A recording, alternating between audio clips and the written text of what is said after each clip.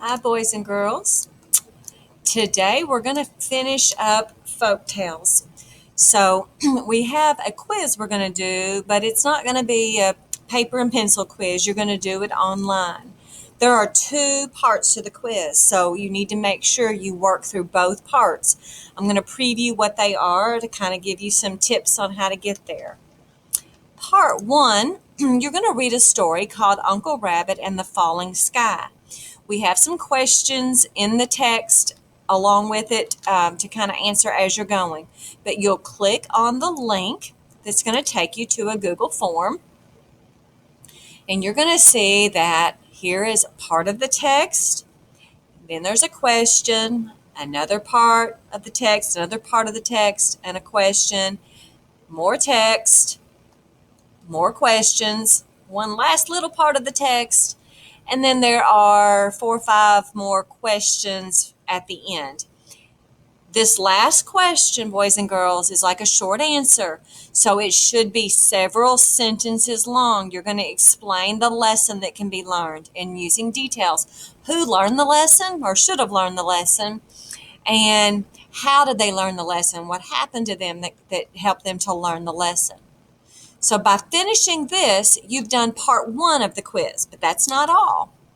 So when you finish it and you've clicked submit at the bottom after you've answered all the questions and you click submit, then you'll X out of that and go back to the Google Slides because that was part one. Now part two, you're going to go to some boom cards. You'll click on the link that'll take you to Clever. You're not going to iReady, you're going to Boom Learning. And the way you get there is you're going to go to your teacher's page. So either click on Laura Milam's page or Catherine Taylor's page. You'll click on the teacher's page, then you'll click on Boom Learning. Password is ABC123. And then make sure you choose the lesson carefully. It's the lesson for the assignment. It's Aesop's Fables, Finding the Moral. So click on that.